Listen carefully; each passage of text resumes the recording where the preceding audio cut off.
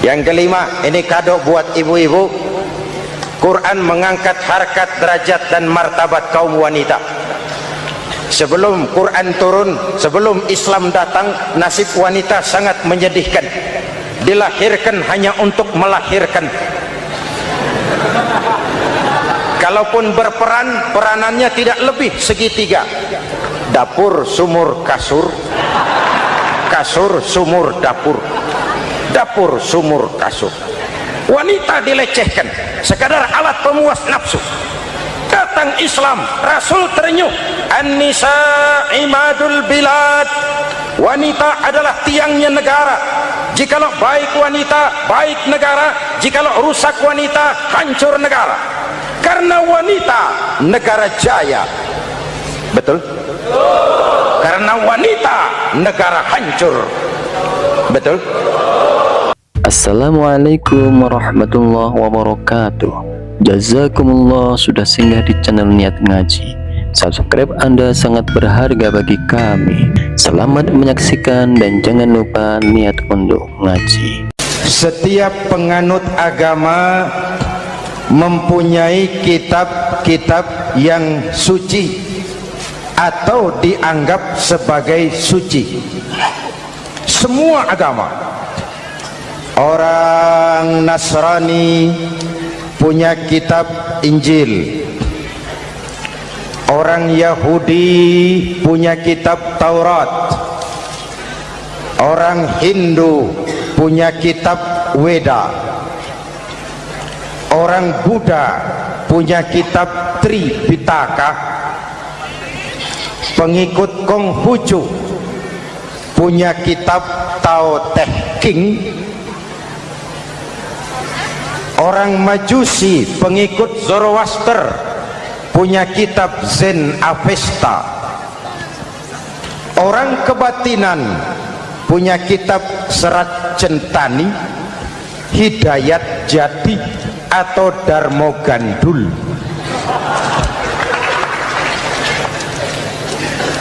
Kita umat Islam oleh Allah diberikan Al-Quran yang kita yakini sebagai kitab suci. Kunaon?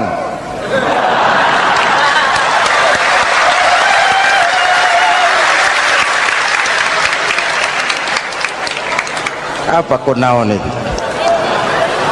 Kenapa sih kita yakin Quran itu kitab suci? Pertama, ajarannya sesuai dengan fitrah manusia. Suatu kitab dinamakan suci kalau konsep ajarannya sesuai dengan fitrah. Contoh, ini laki-laki ini seneng nggak sama perempuan? Normal.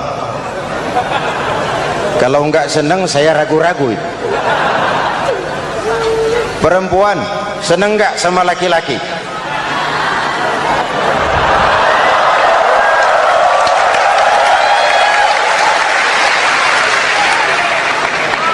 Ini fitrah. Laki-laki suka perempuan, perempuan suka laki-laki. Quran memahami itu. Hai laki-laki, kau senang dengan perempuan. Hai perempuan, kau suka dengan laki-laki. Oke, lewat sini, lewat pintu yang disebut nikah. Kalau kitab suci melarang nikah, itu bertentangan dengan fitrah manusia. Maka dalam Quran, mulai dari umat sampai ulama dan segala profesi dianjurkan nikah. Kalau kiai tidak boleh nikah, saya pilih mengundurkan diri, Pak.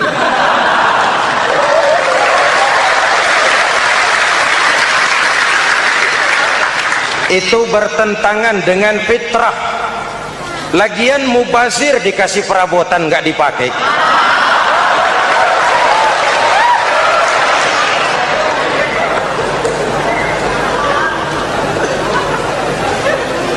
Fitrah.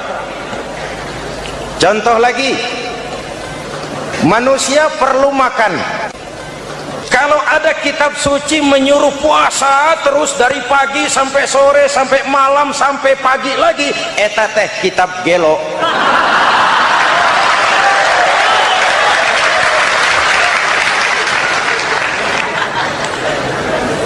Ramadan sesuai dengan fitrah, puasa mulai dari imsak sampai datang waktu maghrib. Puasa ngebleng dari pagi sampai sore sampai malam merusak kesehatan. Malam berpuasa boleh bergaul dengan istri. Kenapa? Fitrah. Kalau siang tidak boleh, malam tidak boleh, sebulan penuh panas kepala.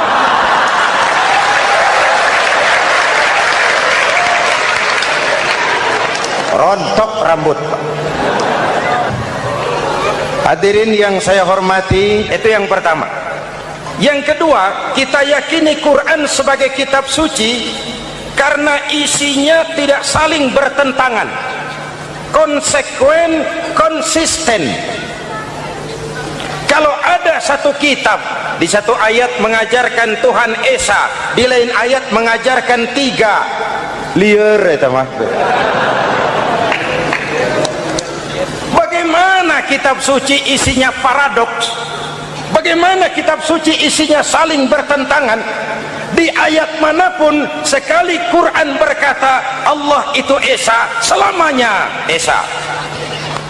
Isinya tidak saling bertentangan. Lalu yang ketiga, kita yakini Quran kitab suci karena dia bersih dari intervensi manusiawi. Sejak turunnya Al-Quran menantang, jikalau kamu ragu terhadap Quran yang kami turunkan kepada hamba kami Muhammad, kamu anggap itu cuma bikinan Muhammad. Kalau Muhammad bisa, kamu tentu bisa. Baik, bikin satu surah semacam Al-Quran. 14 abad yang lalu tantangan ini turun dan sampai malam ini belum terjawabkan. Pak, barangkali tidak ada yang mau coba. Banyak. Antara lain Musailamah Al-Kazzab, dia mencoba membuat menandingi Al-Quran. Dia buat satu surah namanya surah Al-Fil. Bunyinya begini, bikinan Musailamah.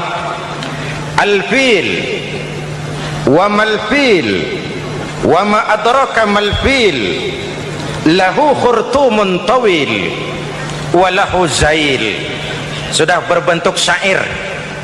Isinya apa? Al-Fil, gajah. Wa mal-fil, apakah gajah itu? Wa ma adraka mal-fil, tahukah kamu apa itu gajah? Lahu khurtumun tawil, dia punya belalai panjang.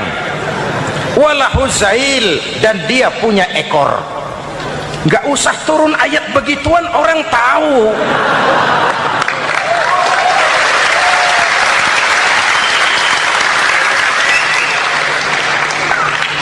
Kalau redaksi mendekati, maka isi jauh panggang dari api. Kitab suci bersih dari campur tangan manusiawi. Maka Al-Quran, ke bahasa apapun dia diterjemahkan, naskah aslinya tetap ikut. Dia boleh diterjemahkan ke bahasa Sunda, bahasa Jawa, bahasa Padang, bahasa Inggris, bahasa Jerman, bahasa Belanda, naskah aslinya tetap ada. Kenapa? Bahasa ke bahasa perbedaannya sering frontal. Kalau dari gelas menjadi gelas, eta mah caket. Dari lamp menjadi lampu, itu masih serumpun. Tapi cokot Sunda dengan cokot Jawa itu jauh bedanya. Atos Sunda dengan atos Jawa itu jauh. Ulama Sunda sama ulama Jawa nggak pernah akur kalimat atos ini.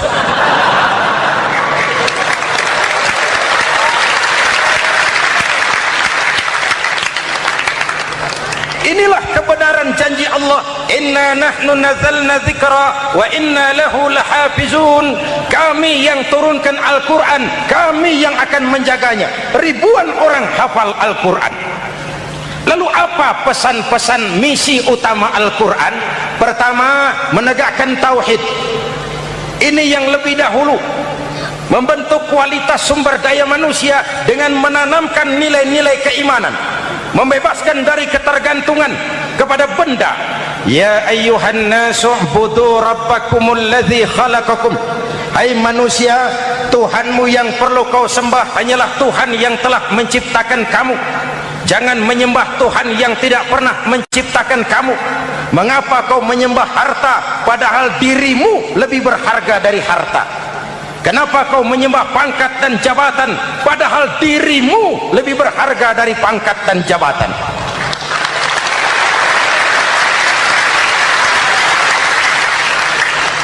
Diajak rasio berpikir, Tuhanmu yang perlu kau sembah hanyalah Tuhan yang menciptakan kamu. Dan Tuhan yang menciptakan kamu itu Tuhan yang lam yalid walam yulad, yang laisa kamislihi syai'un, dan itulah Allah subhanahu wa ta'ala. Ayo orang teh, ayeuna teh boleh pakai teh, ayeuna teh kita teh kalau kepada syirik jali, syirik yang terang-terangan, insya Allah tidak. Nyata-nyata menyembah berhala, tidak. Nyata-nyata menyembah pohon, tidak. Nyata-nyata berkeyakinan Tuhan lebih dari satu, tidak. Tapi kita sering terjebak pada syirik kecil, syirik khafi, syirik yang tersamar. Saya sejak pakai cincin ini, jangankan anak gadis, nenek-nenek ngelihat saya cincin. Jangankan anak gadis, nenek-nenek lihat saya lemes cincin. Ini saya sejak ada perkutut rumah ini dagang lancar perkutut. Ini Ramadan, bulan penempaan nilai-nilai keimanan. Misi utama Quran menegakkan tauhid, memerangi kemusyrikan, membebaskan manusia dari ketergantungan kepada benda. Dari situ kualitas sumber daya manusia dimulai. Saya sering ungkapkan, selama ini sistem pendidikan kita cuma mengisi otak, bukan membentuk watak. Otak diisi segala macam ilmu, tapi hati kosong, agama rapuh, akhirnya moral rendah. Muncul manusia-manusia yang pintar, cuma sayang tidak benar. Indonesia kita bangkrut, Indonesia kita terpuruk, Indonesia kita sakit sekarang ini kan ulahnya orang-orang yang pintar tapi tidak benar.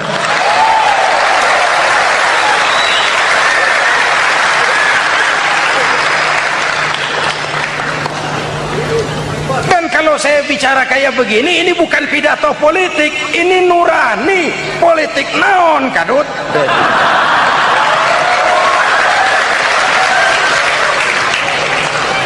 Ini nurani, ini tanggung jawab sebagai anak bangsa. Ibu bapak, saudara-saudara hadirin yang saya hormati, Rasul kalau masuk sepertiga yang akhir, sing-singan baju, hamparkan sajadah, lebih banyak di masjid daripada di rumah. Itu Rasul. Maka sepertiga yang akhir masjid makin ramai. Lihat Masjidil Haram. Lain dengan kita. Sepertiga yang akhir masjid mulai mengalami kemajuan. Safnya makin maju.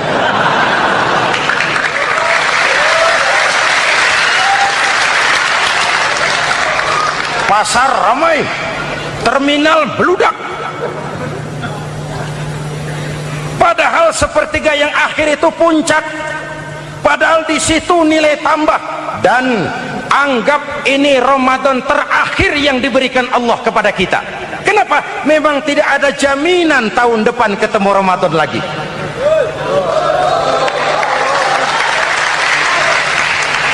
Anggap ini Ramadan terakhir yang diberikan Allah kepada kita. Tidak ada jaminan tahun depan Ramadan akan ketemu lagi. Tidak ada jaminan. Manfaatkan pelukan pemutihan. Semua kita melakukan introspeksi. Tidak tahu kita Ramadan tahun depan nanti masih ketemu apa tidak. Sebagaimana kita tidak tahu kita masih hidup atau tidak. Hadirin yang saya hormati, misi kedua Al-Quran, persaudaraan, kebersamaan atas dasar keadilan dan kebenaran. Manusia bersuku-suku, ya. Manusia berbangsa-bangsa, memang itu diakui oleh Al-Quran. Min dzakari wa untha wa ja'alnakum syu'uban wa qabaila Kami ciptakan kamu dari laki-laki dan perempuan. Kami jadikan kamu bersuku-suku dan berbangsa-bangsa. Apa tujuannya? Agar kamu saling mengenal satu dengan yang lain.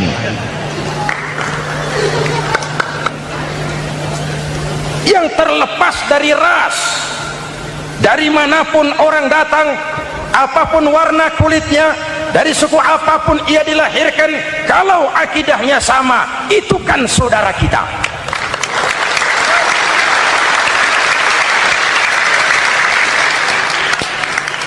Seperti di masjid, kita tidak peduli dari mana kita datang.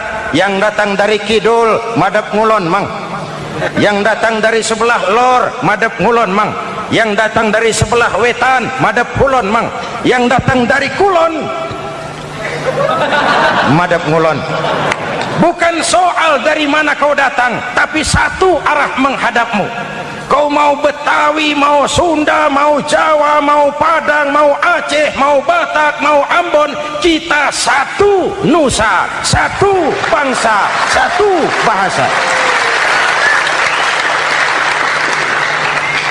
Marilah kita jadi lem perekat buat lingkungan kita di saat keutuhan kita sebagai bangsa sedang dalam ujian berat. Semangat kebersamaan atas dasar keadilan.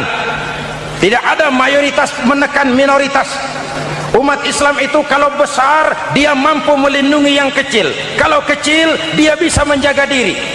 Tiap solat Jumat khatib berpesan pada akhir khutbah kedua, innallaha ya'muru bil adli wal ihsan. Innallaha ya'muru bil adli wal ihsan. Allah memerintahkan kamu menegakkan keadilan dengan argumen, bukan dengan sentimen. Mengajak, bukan mengejek. Merangkul, tidak untuk tujuan memukul. Kalau sebagai bangsa kita utuh, kompak dan bersatu, saya yakin kita akan bisa mengatasi kesulitan-kesulitan sekarang ini.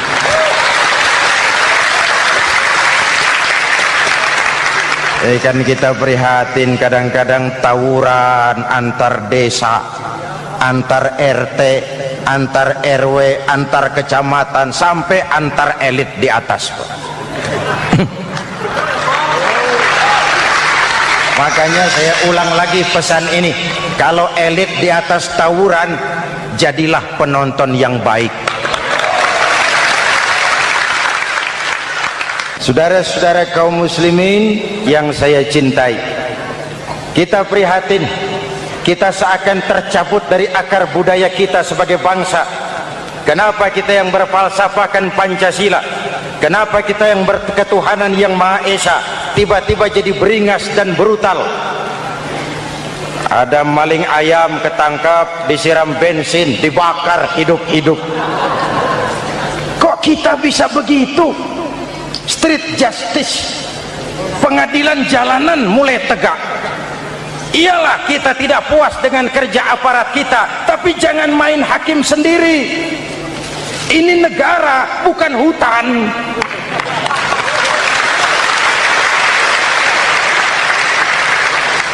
Jangan mencegah kemunkaran dengan menegakkan kemunkaran baru. Oleh hal-hal yang sepele yang mestinya kita bisa mencari jalan keluar dengan baik. Ayo luruskan saf, rapatkan barisan, satukan langkah, tautkan hati. Kita satu umat yang satu, diikat oleh Al-Quran. Hanya dengan kebersamaan kita akan mampu menata hari esok yang lebih baik atas dasar keadilan dan kebenaran.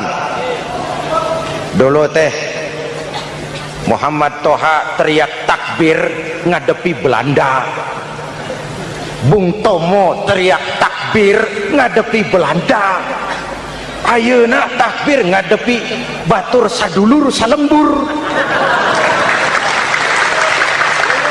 Nanaonan.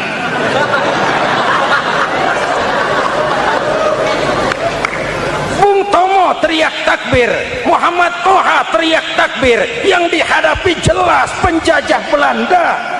Kita ngadepi saudara sendiri, Allahu Akbar, yang sana teriak Allahu Akbar, setan tepuk tangan di tengah. Yuk kita rukun, yuk kita kompak, yuk kita bersatu, yuk kita pulang, yuk.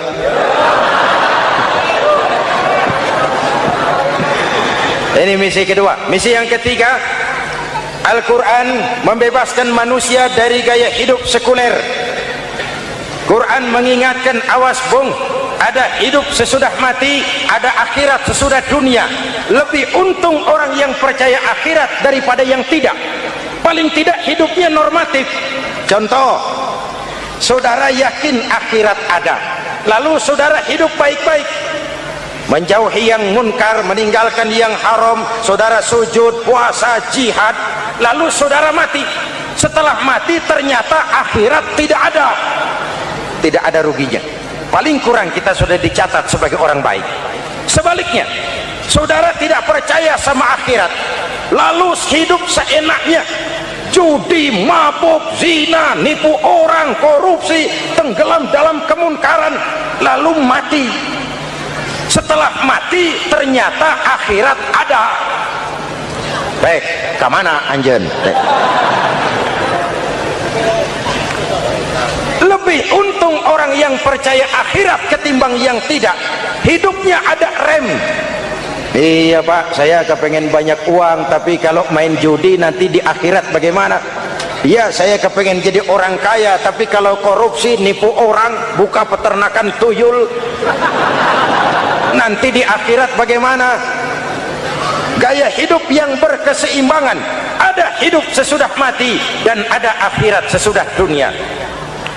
Yang keempat, Quran membebaskan manusia dari belenggu kebodohan. Quran ayat yang pertama turun sudah berkata, Iqra, baca, kamu jangan jadi bodoh. Kebodohan menimbulkan kemiskinan, kemiskinan mendekatkan kepada kekufuran. Yang kelima, ini kado buat ibu-ibu, Quran mengangkat harkat, derajat dan martabat kaum wanita. Sebelum Quran turun, sebelum Islam datang, nasib wanita sangat menyedihkan. Dilahirkan hanya untuk melahirkan. Kalaupun berperan, peranannya tidak lebih segitiga.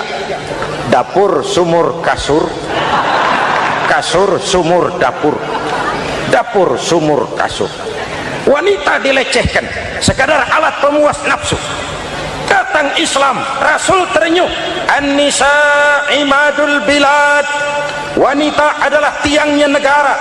Jikalau baik wanita, baik negara. Jikalau rusak wanita, hancur negara. Karena wanita, negara jaya. Betul? Karena wanita, negara hancur. Betul? Maka wanita adalah bidadari yang kadang-kadang setan. Kadang-kadang.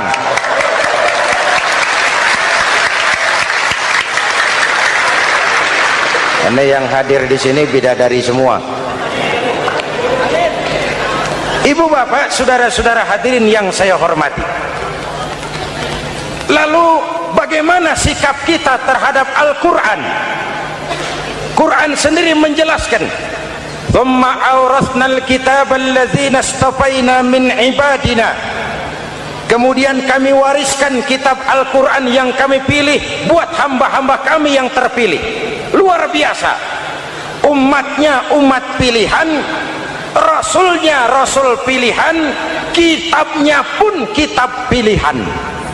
Kami wariskan Al-Quran kepada hamba-hamba kami yang kami pilih. Bagaimana sikap mereka setelah menerima Al-Quran? Terbagi tiga. Pertama, faminhum zalimun linafsihi. Di antara mereka ada yang setelah menerima Al-Quran lalu zalim kepada dirinya sendiri. Diterimanya Al-Quran dengan lidahnya, tapi ditolak dengan perbuatannya. Mulutnya menjunjung Al-Quran, perbuatannya menginjak Al-Quran. Quran bilang ke barat, dia pergi ke timur. Quran bilang ke selatan, dia berangkat ke utara. Quran bilang haram, dia terjang. Quran bilang halal, dia tidak mau. Orang seperti itu tidak zalim kepada Allah, tapi zalim kepada dirinya sendiri. Apa kalau kita tidak sholat, Allah rugi? Apa kalau kita tidak bayar zakat, Tuhan bangkrut? Apa kalau sedunia tidak ada yang sujud, Tuhan berhenti jadi Tuhan? Kita mau lakon apa, Allah tetap Allah. Kau mau jadi orang baik-baik, mau jadi bajingan paling tengik, mau jadi orang soleh, mau jadi orang salah, Allah tetap Allah. Kita hanya zalim kepada diri kita sendiri. Ini kelompok pertama, menerima Quran dengan ucapannya tapi menolak dalam perbuatannya. Mudah-mudahan kita yang termasuk golongan ini, amin. Yang kedua, wa minhum muqtasid. Di antara mereka ada yang menerima Quran 50-50, separuh-separuh. Yang enak dilaksanakan, yang berat ditinggal. Padahal pada sisi lain Quran mengajarkan masuklah ke dalam Islam secara total, kafah, jangan separuh-separuh. Ini watak munafik. Kalau dilihat Islam menguntungkan, rame-rame teriak Islam. Ketika diminta berjihad, diminta berkorban, diminta zakat, rame-rame mengundurkan diri. Saya bangkrut pak, saya miskin pak, saya pailit pak. Mental itu dalam awal-awal Baqarah dijelaskan.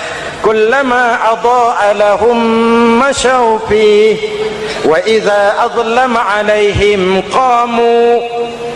Kalau terang mereka berangkat, kalau gelap mereka mandek.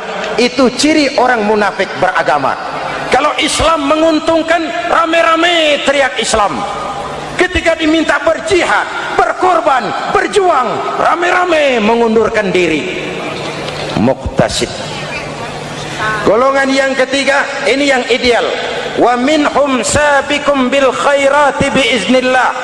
Di antara mereka ada yang setelah menerima Al-Quran lalu berlomba-lomba mengamalkannya, berlomba-lomba melaksanakannya. Jangan sampai yang baca Quran dengan suara merdu dapat piala, yang mengamalkan Quran dengan konsekuen dapat penjara.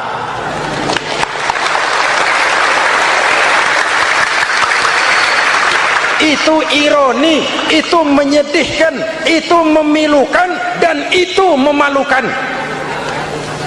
Pilihan terserah kita.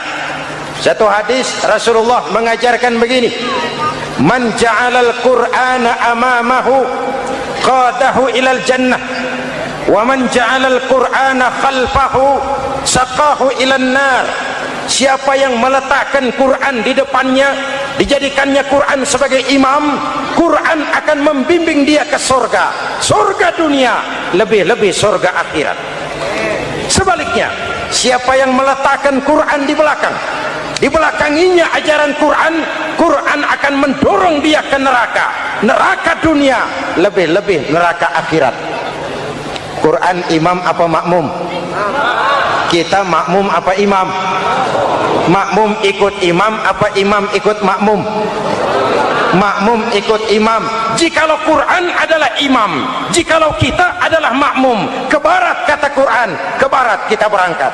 Ke timur kata Quran, ke timur kita menuju. Halal kata Quran, itu yang kita ambil.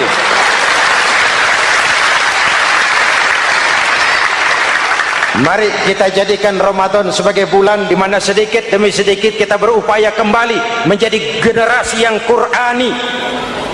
Rasulullah pernah ditanya, kalau Tuhan wafat ya Rasul, kemana kami minta nasihat? Aku tinggalkan kamu dua nasihat, satu yang diam saja, satu yang bisa bicara. Yang bisa bicara apa ya Rasul? Al-Quran. Minta nasihat Quran. Yang diam saja apa ya Rasul? Maut. Dalam hidup ada dua nasihat. Nasihat yang bisa bicara, Al-Quran. Nasihat yang diam saja, maut. Mau dagang, minta nasihat Quran. Mau bertetangga, minta nasihat Quran. Itu nasihat. Nasihat yang kedua, diam saja, tahu-tahu datang maut. Makanya anggap ini Ramadan terakhir yang diberikan Allah kepada kita, karena tahun depan tidak ada jaminan kita bertemu Ramadan. Manfaatkan 10 yang akhir untuk meningkatkan nilai ibadah kita kepada Allah Subhanahu wa ta'ala. Hadirin, kita sudah mendekati akhir, saya akan baca doa. Mari kita Fatihah. Semoga kita semua dalam perlindungan Allah. Ala hadhihi niyah wa ila hadratin Nabi. Al-Fatihah.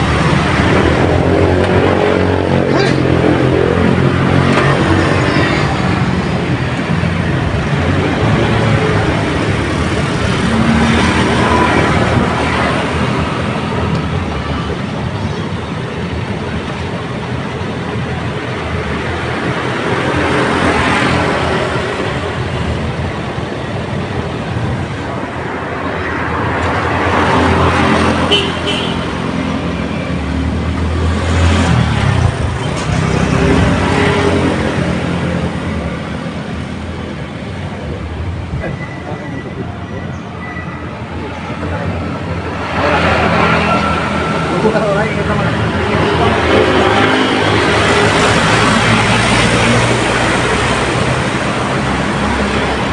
regane betul-betul nggak tunggal. Ayo kami. Aku mau jangan ini puasa buat. Pasar gitu.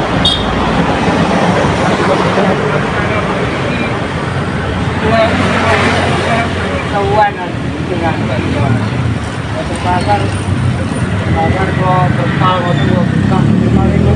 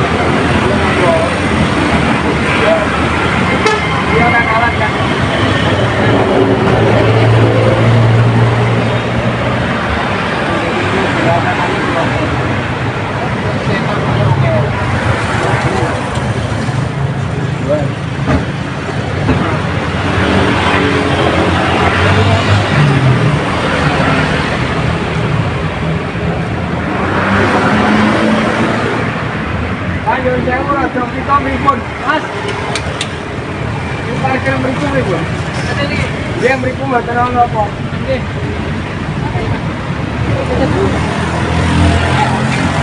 Masih berikut nggak terlalu apa.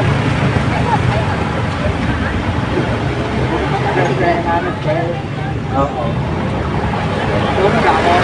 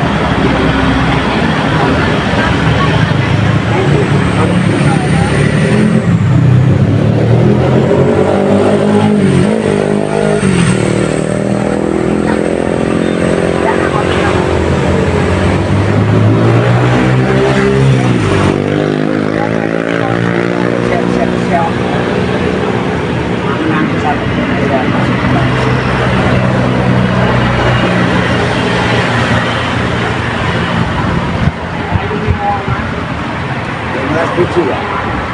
Lucu. Ya, ini satu yang. Jangan yang tahu kan.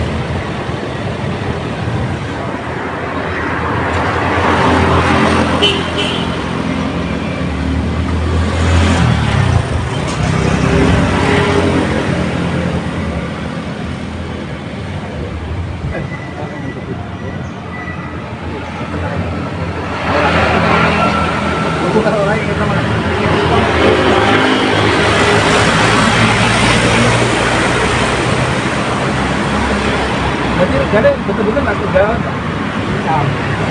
Ayo tadi. Aku kalau jangan ini puasa buat. Pasar ya.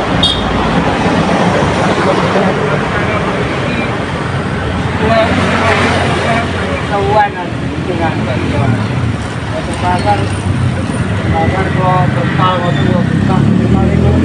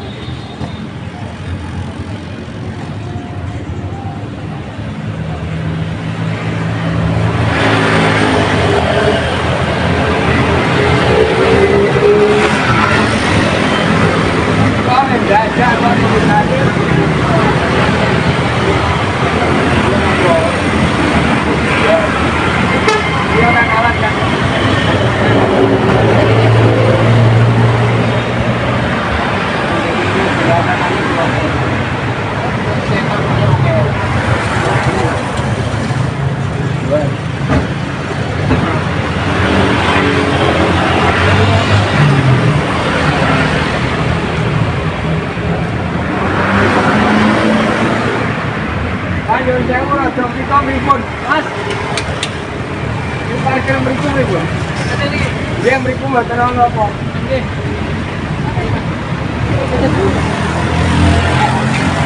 Masih berikut terang apa?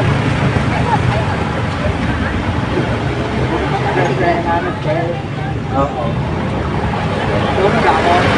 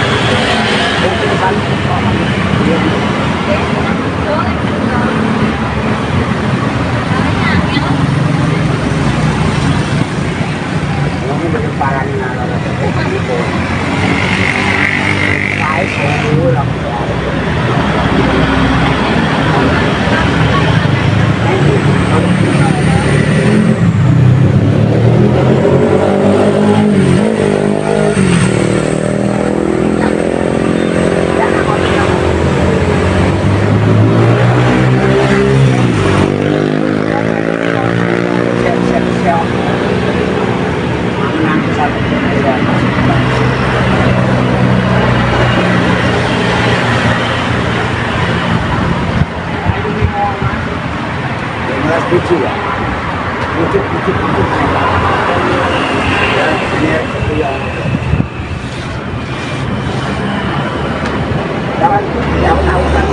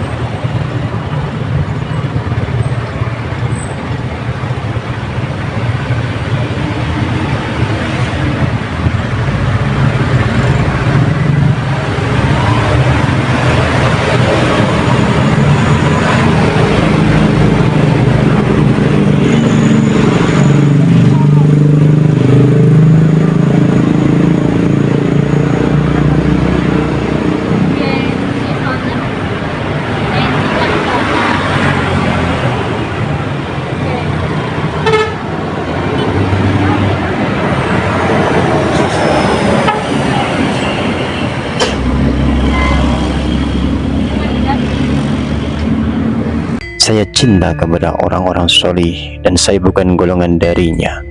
Semoga saya bisa mendapatkan syafaat dari orang-orang yang solih. Amin.